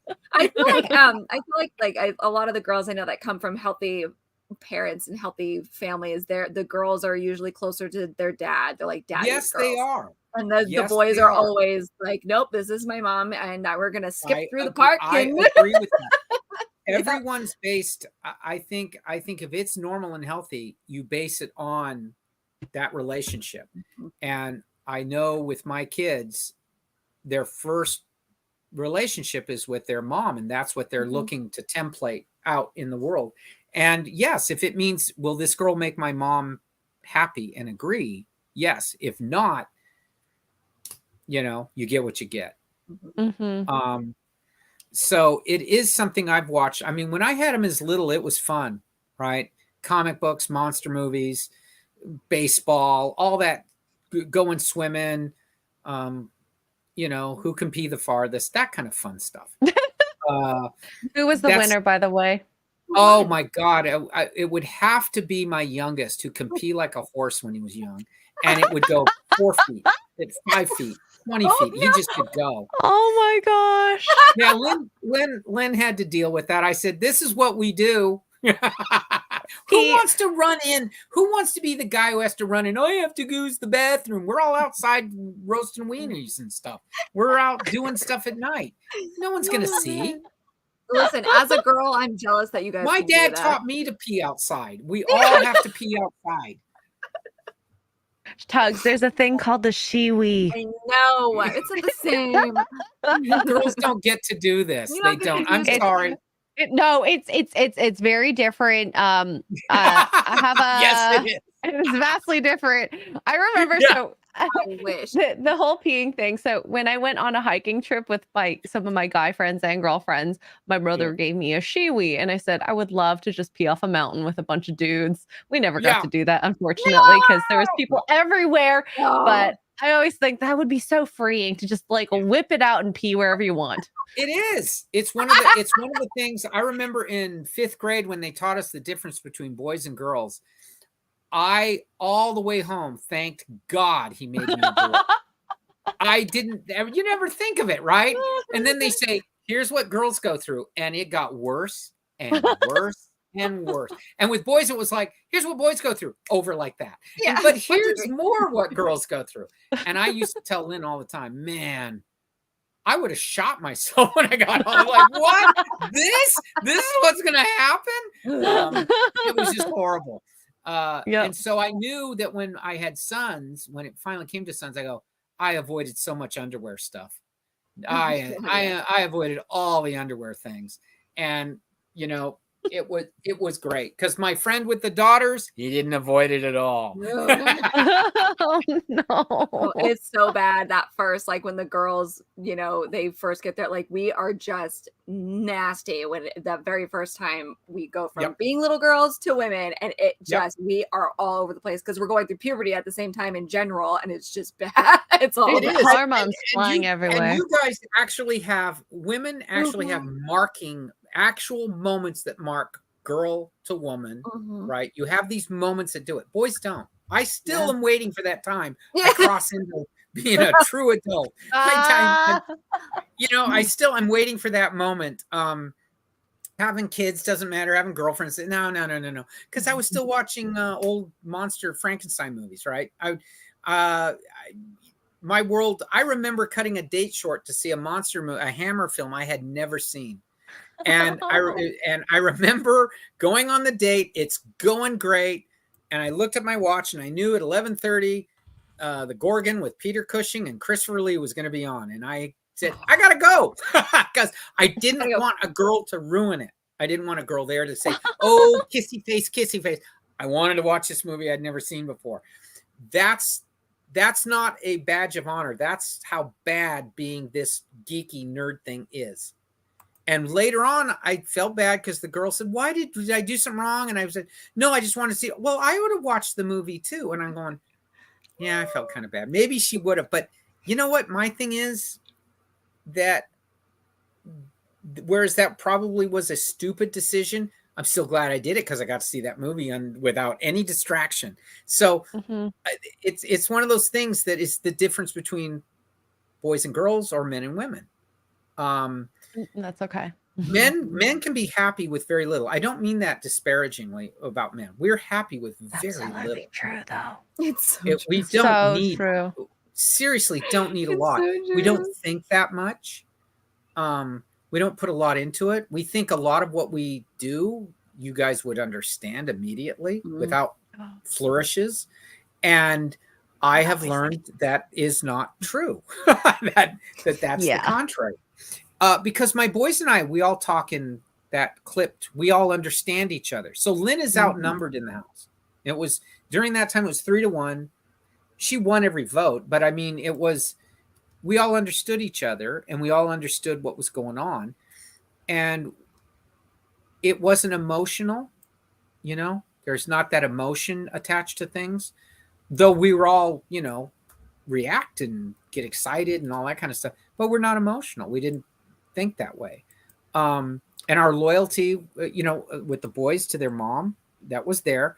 So, but when it comes to the things like what makes us happy, it isn't much. It really isn't. It's not. It's if I get a compliment from Lynn, I'm fine. That's all. You know, if she says that was nice or that's fine. I mean, sometimes I have to remember she's the only girl in the house. Poor Lynn. Yeah, it is poorly. She wanted That's it what though. She willed Yeah. it to happen. she willed it to happen. She willed the penis, she said. So That's fair. yeah. So, That's fair. but that's what she wanted. And she was ecstatic with sons. And she's loved every moment of them going through boy stuff, you know? And the experience is excellent. Because she, you know, I always used to think, well, maybe she would have liked a little girl, you know, go through all that. Nope. She wanted to, because she wanted to go through what, oh, and like I said, I think I had a lot of it maybe had to do with all my really nerd geek friends too, because we were all kids. I mean, even though we were adults, we were all had jobs, all being responsible, and we're all goofing on, you know, a Star Trek convention or a comic book we all wanted, yeah. you know, Mhm. a movie we'd go see 50 times and that kind of stuff. So she enjoyed being around that. Mhm. I usually think about the what the opposite would be in at least what I've dated. It's just like, would I like someone who's into sports? I think it's way more interesting to be into like this sort of like nerddom. It's definitely way more interesting Yep. than watching a ball being kicked around Yeah. or going to a bar and drinking all the time, you know, things like Yep. that. I don't need that in my life. This is a lot easier to Well, that's get what interested in. everybody see. That falls under the what Lynn always said. What everybody does. What I was doing, nobody did in her world. Oh yeah. And didn't really see. And then and so, and also, I think where she could see where you get passionate over your love of these things, and where you're very frustrated, for example, over what Disney does or a Marvel does, and they bastardize it so badly. She always sees it as like, I mean, when she would see me get upset over that stuff, she knew where it came from, because I knew the material. I knew the people, actually, in a lot of ways, I knew the people making these things, and I knew it wasn't what they did. I knew that they were doing it to their own devices, not for the legitimate reasons of the entertainment itself. So she would see me get upset about that. She saw where, I remember when she told me, hey, there's this guy that you'd like who gets upset over the same things you do and says the same things you do. You have to watch him. And I went, nobody gets upset over the same stuff I do. Nobody can. And Gary went into a big thing on Lord of the Rings. Oh God, which time? How many years ago was this? Yeah. By This the way, was maybe, I don't know. It's a couple, 2-3 years ago, something like that. Okay. Anyway, he went on a thing about it, and Lynn noticed I didn't say anything. I went, okay, right, yeah, he's right. And she was, that's the first time she'd ever seen me do that, right? Because I love Professor Tolkien. Yeah. So and I told her that was one of the great moments as a little boy, was an aunt gave me the Lord of the Rings as a kid. And I thought, oh God, a book. I got a book. And then I started reading it, and I could not believe how much I loved it as a kid. I read it again. It meant something different. And as through the years, it means something different every time you read it. And that's great literature. So when I saw people bastardizing it or pissing on it, she would see me lose it, right? I would start going on to these big, long, she didn't understand it. And I go on and on and on about the lore and the history and all this stuff. And I knew the names, and that's where she was surprised. So when I saw Gary doing that, and I went, yeah, that's good. I agree with that. Yes, he's one of us. And that's what I call it, one of us. And I walked away, and Lynn went, wow, I've never seen that happen, where you did not lose it over somebody giving their interpretation of it. I said, well, there's not something to lose. You read it, you know it. So if you're destroying it, it's intentional. Yep. Right. You're hurting it on purpose. The same goes with the comic books. You know, I don't mind the comic book movies at first, and then they started to do different things which were not the intent. And then it was, you realized, oh, it's like an infection or a virus that has gotten into this. And now there's, you know, and that is something that Lynn used to see in me, was she go, oh God, here it comes. You're going to, you know, go bonkers. Yeah, I would. But my kids now do that. And worse than that, Wow. my kids and their world, that whole generation, they're not into any of the stuff that's coming out now. And that's where I knew they lost them.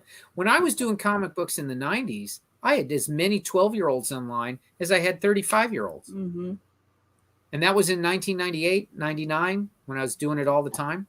Now I see 35 up. I don't see any. And my kids, it isn't like they chose something else. They're totally into all the cool stuff. Comics and comic book movies are not cool to them. So that's not from me. That's just the way they are. So when I get frustrated over it, yeah. And that's why, I tell them, like, with my kids, I always used to say, like, I remember at Halloween now, and I don't do it now, but because they're grown and everything, but I used to put on, like, the Munsters. Mm-hmm. And I would let them watch the Munsters. And I'd say, fun. One, they got the jokes because I used to let them watch the old Universal films. But the other was, I said, this is a lot of fun. They'll have a good time with it. And I used to not think at all how this will be when they go into the world. And then they tell kids they've seen something that is never on. They've never saw the old horror film. And they're black and white to boot. But I never thought twice about it. It's paid off. And that's the importance of that stuff. So I saw what it did in raising my own kids to where they still love that stuff. My kid called me the other day. My oldest lives on his own. Dad, I watched all the Boris Karloff Frankensteins, and all my friends loved it. They hadn't seen it and they loved it. I went, then I've done my job. Yep. Not just because he likes it, because it's something different. Mm-hmm. And so when you see that going on now, it's very frustrating. So that's how I started being aware of this. I went, well, maybe he just said it that one time. That's what I'm telling you. He's talking about this other thing. And I went, yeah, I agree with that too. It's a lot of things. And a lot of things. I think even just a lot of stuff that Gary says in just like the Friday Night Tights panel as well. Like, it's just common sense stuff, but sometimes you need to be told. It comes from a sadness that, yes, this is unintentionally lost. This is purposely lost. And it's intentional to do these things to these franchises. It isn't over politics. It's not over something as stupid as that. These things aren't based on that. They're on the human nature and the human condition. So to change all these things is intentional, and it's hurtful, and it's designed to not entertain. And that's what anything I introduced to with my kids. If they liked it, they liked it. They didn't. I never forced it on. They happened to like it. And that's because it was meant for everybody. And now it's meant for specific tiny groups of people. It gets an audience and it kills everybody.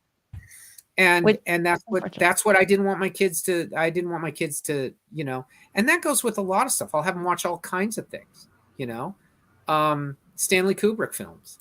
I thought they loved old Stanley Kubrick films. They'll love them. And they do. They love them because they're challenged and they're intelligent, but never in those things do they go off on political rants or current modes of thinking. I've always said this a lot, especially watching older stuff now, and of course, like, litter a couple newer things in there. The values that you see that are kind of displayed in older material is family, friendship, love. If you hit any of those three or a mixture of those three, you will get a good audience on that. And sacrifice. Yeah. Because I think humans are inherently selfish, and we're teaching humans to be more selfish than usual these days. To be important without doing anything. Yes. And to be important doesn't mean I go and get fans and I go and get known. It means that I did the right thing by my wife and my kids. That when I'm dead, they're not going to say, I don't want Batman as an artist. I want good husband, good father. That's it. The rest is whatever I did. I could be whatever. That's the main thing. And And anything more than that is selfish. And I do think people now want to skip over the work. And that's why I told my kids what my dad told me, don't be a victim. Because a victim gets to skip over the work. Mhm. Yep. And we see it all the time on And how Twitter. unfair is that to real victims? Real victims. And where I have no patience is I have, like I said, my youngest son's a type 1 diabetic. He didn't ask for it. He was 6 years old and he fainted. And we had to go, and I thought he was dying. I didn't know what he had. And the doctors all knew, because when they hear it, they all know. So I went in there. So when it was all done, a week later, I get my kid back. He just has to take insulin. But I get my kid back, and I realize that, yes, thank God for my father, because yes, I'm a victim. He's a victim in the true sense, but I have a way out of this. I just have to work on it, right? It's just one more step to your day. You eat French fries, you got to just account for it. They're okay. I can do that because I get my son back. When I hear people say they're a victim and they're not, it has nothing to do with politics. I'm frustrated. I'm going, you're asking for this. You want this. And my kid didn't, and all the other children I saw when we take him down there, there's a lot of little children with not just what he had, at the children's hospital, a lot of problems. Some they're never going to get out of. I don't know. I wouldn't know what to do. So I became increasingly intolerant to what people were saying was victim. To this day, I can't. I have to, because I see their face. These little children who are now not with us. That's a victim. In the truest sense, that's a victim. And so I have no patience. Yeah. You think life is hard just because you exist. And I never taught my kid. Yeah, I never taught my kid, you're a victim. I said, you better take control of this. Because this is the way the world is. Now for you. And he's fine. He's fine. Yep. And he tells me all the time, the best thing I ever did was not feel sorry for him. I did. He just never saw it. I had to be, there's times you have to be rough with a little kid because it's his life. You have to teach them good values and what things you should work on, care for. Well, I had to teach him not to eat a cookie behind my back. Yeah. Or drink juice. I had to teach him that he had to tell me when he was going to do it when he was young. And, or he'd kill him. Matter of life and death. Exactly. Yep. No. Gosh. And that's so much different than the crap I hear now. Oh God. Like just being like, oh my God, you're a girl. You should feel sorry for yourself. I'm like, no. We're perpetually victims. We do it to ourselves. I think it's more attractive when a girl's overcome something.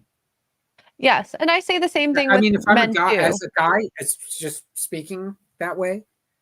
If there's something that attracts you, it's a girl who can be a girl and handle those things. And then you want to help them all you can. Yes. So of course I was watching a lot of Shad's videos before when we thought Shad was coming on. He said something that really strung a chord with me. He said both masculinity and femininity is not inherently like with masculinity was being a strong physically man. It was allowing yourself to make the sacrifices and do things for other people that you're maybe strong physicalness or what you excel in, so that your partner, your friends, your family don't have to do the work that might actually be harder for them. Yeah. And that was I think that is a great way to explain masculinity and even femininity, if you want to put it into terms that women excel at certain things like organization, how Lynn organized your comics for you. You want to do things like that so that your partner doesn't have to do that.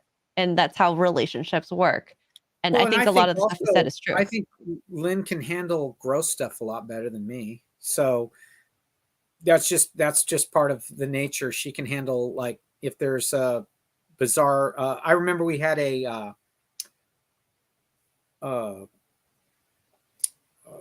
somebody's pet lizard got loose. I think it was a bearded dragon. Oh my God! And it got in her backyard, and Lynn just picks it up, right? Just we're all freaking out. She just picks it up and says, "Oh, poor baby," and goes into, she can do that.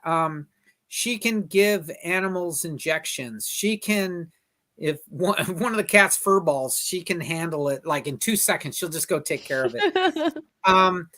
But she was raised around, horses and that kind of stuff. So there's nothing gross to her that way. Whereas, me and the boys, we're all like backing up and stuff. And so she can handle those things. I always think she's like a pioneer woman that way. But yes, she has very strong femininity to her. Very, very strong. It's very different. Her view of the world is different. How like you said, the organization. As she famously said to me, there's girl clean and boy clean, and those two do not meet. Oh my God. When we talked about that, I was like, girl, you're speaking my language right now. It's so true. Well, I remember I had cleaned the kitchen, I cleaned the counters, and this is when we were first seeing each other. And I thought, she's going to dig this. And she goes, "Yeah, that's good. That's nice." And then she lifted up like the coffee machine and the electric mixer, and I hadn't cleaned under that, and it's gross. And she goes, "You didn't get here." And so oh God. And so she goes, "Let me just clean. I'll show you what girl clean is." It was like, at that point, I just said, "You win. I can't think that much, Yeah. Let me take you to dinner." Yeah. You know your strengths, because it's exactly the same thing. I left for 2 weeks, and I come home, and Mark's like, "I cleaned." I was like, "You did a good job. I love it." No. And I'm thinking, I gotta clean after this. Yeah. Her version of, I'm not allowed, for example, to do laundry. I'm not allowed to do, there's a lot of stuff I'm not allowed to do because it's not doing the laundry as far as she's concerned. I'm not allowed. And I tried. I did it for a long time on my own when I lived by myself. I thought I was doing pretty good. I wasn't any good. I was terrible. It was good enough for you. Well, I thought it was great, but there's vacuuming, my vacuuming, and then there's her vacuuming. After I vacuumed, if she vacuumed, it's just the stuff still comes up. After she vacuums, nothing comes up. Right? It's like that kind of clean. So I learned. Culture Casino. I'm not allowed to do laundry either. I apparently do not do it the right way. I don't. Oh my gosh! I found there's so many things I don't do right. And I used to think, yeah, I do. You're just saying it. And then after I saw how she did it, I went, wow, I just don't have the patience or the time. Yep. Okay, you win. I'll try. But and that's where she can excel in her femininity to do the things that she is good at. And no, it's not a lesser thing or not. It's actually a better thing. It's a stronger thing than the male version of it. The male version is, I shoved it to the corner, or I walked on my shirt enough. That's like ironing. That's what I used to think. I don't need to fold it because I'm going to grab it from the basket. I'm playing this entire segment for my boyfriend. If you walk back and forth on, or if you pile enough other clothes on the shirt on the floor, that'll flatten it. Yeah. Oh, dishwasher. Yep. That's another point of contention in the X-Ray Cyborg We're very house. grateful. Listen, we're very grateful. Thank you so much. But this for trying. Is 90% of the time the guys, they'll put the dishes in the dishwasher and they're like, okay, it's great, and then you go and you're like, there's this much room still in this dishwasher. Like, it's full. I'm like, it's not full. I always had my dishes rewashed. It was like they weren't hygienic enough or something. So I'm okay. You could do surgery where after Lynn cleans, you can do surgery in that room. Hey, we all go through it at some point. It sounds. I just wonder how you get. I wonder how girls, if they're born with it, or they're taught that, because or their moms just do it until they move out and find a girl who can do it. I mean, maybe I'd say it's both. I don't know that I was born with it, and I've certainly learned, because when my mom became a single mom, it was a different clean. So like when she was a stay-at-home mom, you could lick our walls and you would be fine. Like that's, but when she became a single mom, then it was a man clean. Like it was probably still not quite that, but it was not as detailed or as good as it was when she had the time to do it. And so we lost, and that was right around the time both my sister and I were kind of growing into our own and all that. And so we lost that. So there was a lot of things that I've had to look up myself or Google. Like we just discovered moving in here that, did you know you could put baking soda and vinegar together and it helps take smells out of things? I didn't know that, but I'm sure if I asked a 1950s grandma, she probably knows that. You know, Lynn had to learn. Lynn had to learn how to get used to smells with two boys. Oh, she just learned her smell quotient went from "we lived in flowers and lilac" to, well, that's, you know, it smells like something died, but it's not that bad. You know, we'll clean it up and we'll get it out. What she found, she finally had to just learn that with two little boys, it's always going to smell. Yeah, you just get used to a certain level of smell, especially when they start sweating a lot. I see, and the thing it would always be funny, and to this day this happens. We'll come home, we've been gone, we're doing something, we'll come home, and we'll walk in the door, and she goes, "Do you smell that? Do you smell that?" And I go, "I don't smell anything." And she's like, "I smell that." And then off to the races she goes to identify the smell and clean that, whatever it was. And that will be until she's in a walker. "Do you smell that? Do you smell that?" And my boyfriend calls me his bloodhound because I'm the same way. I'll be like, "Oh my god!" But I think women are more sensitive in the they absolutely are. I don't smell it. I can step over it. I can, you know, grab whatever, and I'm fine. I'll get around to it with me, and but Lynn knows it, and she does it with she did it with the boys the whole time. We all had to pass that sniff test for a while, where, what does this smell? Why is this? And Lynn, God bless her, she didn't start yelling at us. She just went and took care of it, because there's no, she'll waste her breath, you know. And we would all try to do, you know. I'm still learning how to use a hamper.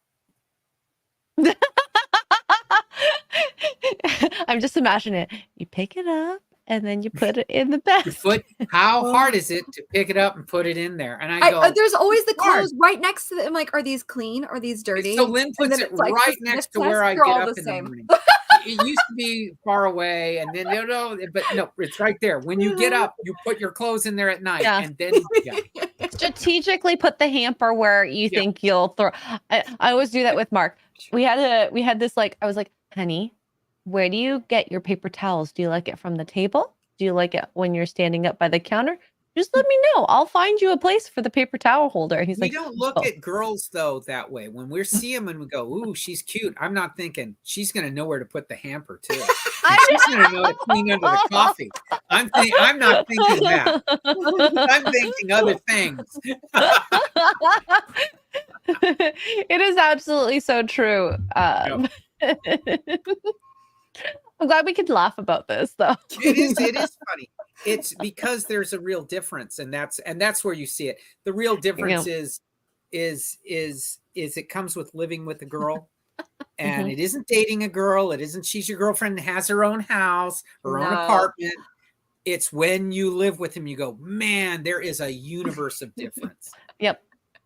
You know, it's all good though. If it's the right girl, it is all good, and you just go, yes, you're right. Okay, yes, ma'am. I see it. And I don't mean this in the poor guy sense. Yeah, you guys are right most of the time. Virtually all the time, because you put the work in and you put the thinking in. We don't. We just go, I want to get along. I want you. Lynn always says, "You just want my mouth to quit moving, don't you?" I go, it's doing this at me. And I go, half the time I don't hear what she says, but I know the tone means I did it wrong. So I'll try next time. I don't have to go through. It's like, I don't have to read the rules on that game. I already know that game. It's like, okay, it stopped. And now I'll just do it. I'll try to do better the next time. But all my friends, they all say the same thing. They all say the same thing. So it's like, how do I make her happy? You know, and then you see a baseball game and you go, well, I'll think about that later. Well, you know, after I see this movie or a ball game, I'll work on it then. That's when I'll do it. Tomorrow. That's mine's Right. favorite. We'll do it tomorrow. We'll do it later. We'll do it I'm gonna put that on your gravestone. That's what it's Right. gonna say. Do it tomorrow. Right. Well, I always fall back on the fact, you know how to really clean room? You know how to really clean, his clothes were all good and he did everything right? Hitler. You don't want that. Ted Hitler Bundy. was clean. Ted Bundy was OCD. Yeah. We are learning so You want much. Hitler? You want to live with Hitler? Yeah. Mm-hmm. You're saying that you want me to Brought to be you a by Dadcast. You saying you want me to be a psycho? I'm not saying that I relish that, but I try. You know, I do all the grocery shopping and all the cooking. So in fact, I love to do both. I have said poor Lynn 50 times, but poor Lynn, a big day for me is like, come on, hun, we're going to a new grocery store and see what they got. And she is in the car, and off we go, and we go up and down the aisles, and I'm like going, look, there's some little anchovy thing I have never seen before. And she's like, my people. okay. I love going to a Hey, grocery look, That is so capers. cute. Oh my gosh. That's We should my go to favorite Costco date together, day is Kelley. when mine and I go to Costco and we just wander Costco. I love Costco's it. the best. I love Well, it. cooking, I love to cook because it's something creative that I'm not reviewed on. You know, everything else I do has to be on the internet forever on like I sucked or I did something wrong or they hate it. But cooking, I'm not reviewed on, and it's every bit as creative. So I enjoy it for that end. And I do. And it's one of those things I used to get excited by a grocery store or something outside. And we would go look at this stuff. And she started to get into it. Because when I first met Lynn, she didn't eat. She would have Top Ramen and Taco Bell. And because she was a college girl, she didn't have any money. Yes. And I was making, you know, salmon with cucumber dill sauce and all these short ribs, braised short ribs. And she would look at it like I was serving her dog food because she wasn't used to that kind of cooking. So I got her into that. I got her into cheese. I got her into all different kinds of things that were pleasurable and very delicious and different. And then she started to like it, you know. I remember giving her some spare ribs I spent all this time on, and she looked at me like, oh my God, that's meat on a bone. And I would have, you know, but she was used to Top Ramen. After a while, she goes, can you make that meat with the, you know, the ribs again, the way you did it? She got into it. So when I would go to the grocery stores or there would be a new one or something like that, she started to realize that she was going to benefit from the other side of that, because I love going to the grocery store to this day. And I love to cook, you know. That probably gets me out of a lot of trouble, to be honest. If doing all that, she can come home and there's a meal, she'll put up with that I was messy or I didn't do something right, or because then it's back to Top Ramen and nobody wants it. She's happy being fed. She'll catch me using a sock as a napkin, and she used to yell about that. Now she goes, okay, I'll just wash the sock. Give me the sock. You know. Oh my goodness. Hey, this is the compromise that you hear about in relationships. And you know, when you give, they will be like, okay, and I can concede to other things because it's not that important that I need to use a napkin. No, and what you get, for example, with little boys, you get used to, if there's food they don't like, they just put it in their shoe and leave their shoe there, and then they forget. And then there's a smell, and you find there's all these chewed up broccoli and green beans they didn't want to eat, but you thought they ate it, but they just put it in their shoe. That's what you get to look forward to. And Lynn would find that, and Lynn would go, well, I'll just clean it out and watch them take their shoes away when they're eating that food, you know? You got so much to look forward to, guys. You got so much to look forward to. Boys are amazing at getting out of stuff. They will, I bet. Yeah. Oh my gosh. It is funny because now they both like that food. But at the time, they're little kids, right? So. Yeah. Yeah, they get picky about some of the weirdest stuff. So yes, they we do. just covered our broccoli and cheese, and that's how we got away with it. My oldest, his first word was mom, then dad, and then Coke. So it was in that order, all within a day. That's hilarious. And I remember, yes, and we drove by a McDonald's, and he started saying Coke because he could recognize the symbol. So we went and got him a Coke, and he because we wanted him to say words, right? Yeah. And then maybe a year or so later, maybe not even that long, a few months later, I was watching The Sopranos, and at the beginning of The Sopranos, he's going through a toll booth, which looks like a McDonald's drive-through. And he started saying fries, Coke, fries. And I said, we got to go do it. And so I got him in the car. I too love a good Coke and fries from McDonald's. Yes. And it was funny. I mean, there's just so many wonderful little moments that they'll do that, I mean, yes, the broccoli in the shoe is gross. I miss broccoli in the shoe now. Aww. I miss those things. Now they say, I never did that, Dad. I never did that. And I go, yeah, you did. Yes, you did. Like, I remember the smell. Yeah. But I miss all that goofy kid stuff because you get it just for a brief amount of time. Totally having them 100% believe Santa Claus. Oh, yeah. It was great. I used to do all these things to convince them that it was there. All these amazing Did you dress up? Oh no, I did a thing where I got a little red light and I hooked it to a string, and the string had to go about 60 feet. And when you looked out the window, I could pull it, but they couldn't see me pulling it. And I said, Rudolph is here. You better get to bed. And it had I had bells on it. So they flew upstairs, man. They were in their beds because they wouldn't go to bed. And I just did that. And I said, hey, he's going to pass us over. And boom, they were gone. I had my youngest believing in leprechauns until he was a lot older than he should have been.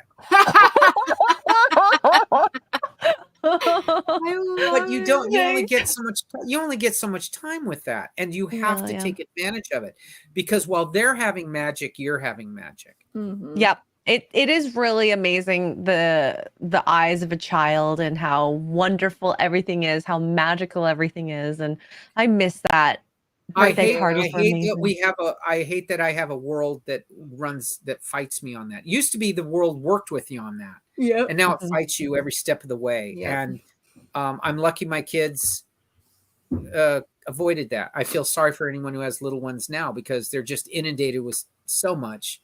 You got to do the shoe prints too. Yeah. Oh, that's true. Oh God, I used to white like baking powder or whatever on the bottom of your shoe, and you walk to the tree, and you have to. We went to we have a place down at the coast, and and on the way down, we were listening. I had a thing on Gary will love this, on real Bigfoot investigators telling. It was on a CD, and they're telling their stories, and then they recorded Bigfoot sounds.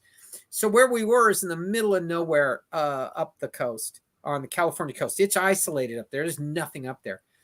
And where I knew I was successful as a husband and father is Lynn says, well, when we get in the house, run around to their room and tap on their window and make a grunty sound like Bigfoot's out there. Man, that was stupid because they just flew to Lynn right after that. And I come in the house. I come in the house like I acted like I didn't know. I said, hey, I think I saw Bigfoot out there by the kids' room.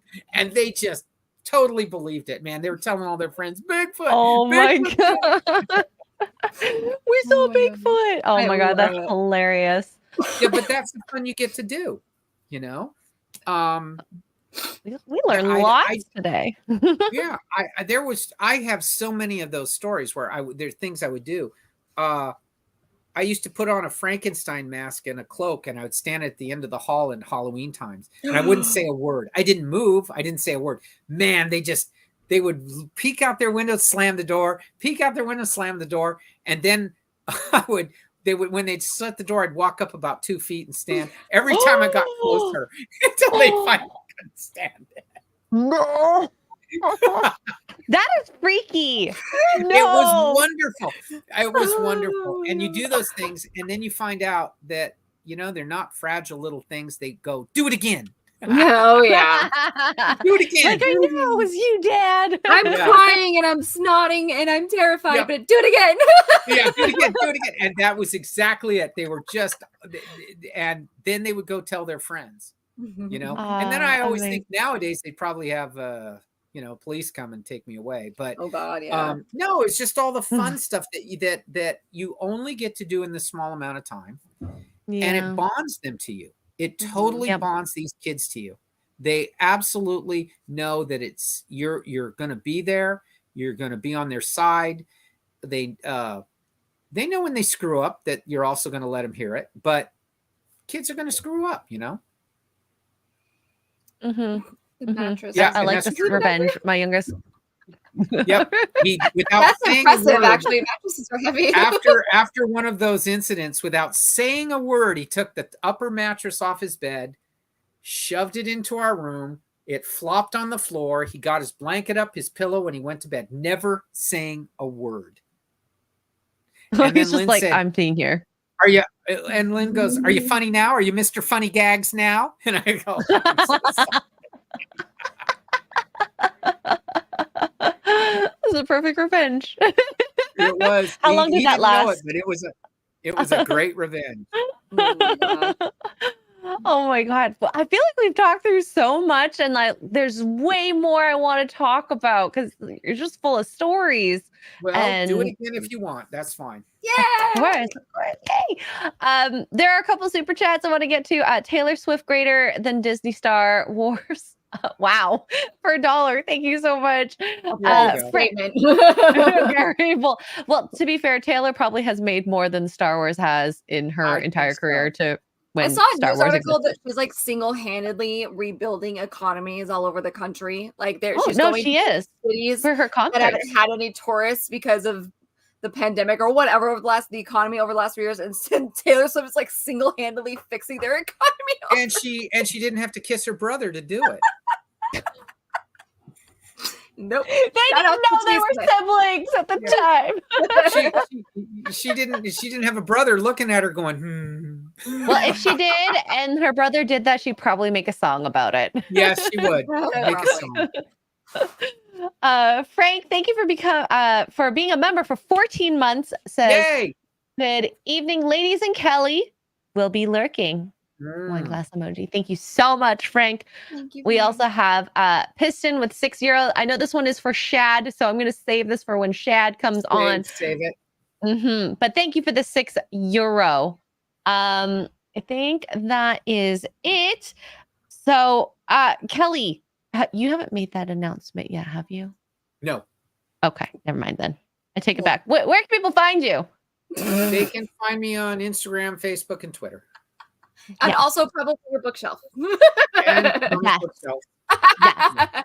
There tons and tons. I love looking at your artwork. It is very beautiful. The way that you draw very, very well. And I know Tugs is a big fan.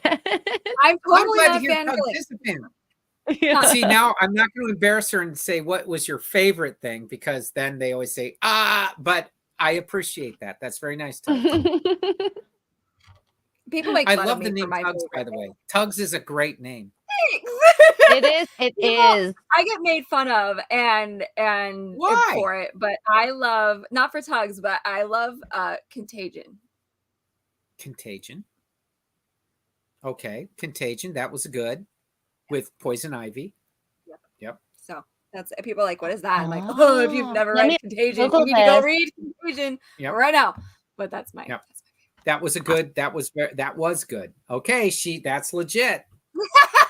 That's legit. That's my favorite. Yeah. Yeah, listen, it's Ebola in Gotham. We're sidebarring now. It's basically Ebola in Gotham City. It leads up to No Man's Land, which is also one of my favorites. If you've not done that one, go pick it up. Contagion is great, and the art is just. God, they're so creepy looking. Yeah. Well, see, this was a good interview because both you guys had your hair down, and one of the things I've noticed in marriage is when her hair's up, watch out. Normally I do. Normally it's when hair's down. When hair's down, okay, I'm okay. She's gonna be in a good mood. That hair goes up. Watch out. Oh my god. Yep. We mean business. When our hair goes up, when they tie it all up, that means something serious. I need it out of my face to do something. Yes, that's it. It's out of my face. There's the girly feminism is out of the way, and now we're getting to business. And as soon as I see hairs up, I go, I got to go into another room. Oh no. I've taught my boys to measure when you see hair up, you better do everything right or get out of the room. Yeah, we're on a mission. There you go. more life lessons. I didn't even realize that.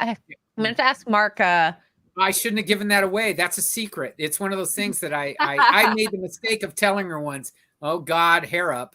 And then she goes, what does that mean? And I went, oh God, I gave away my secret of knowing when there's a mood her tell, she knows. She's upset about something. It's like that hair is up.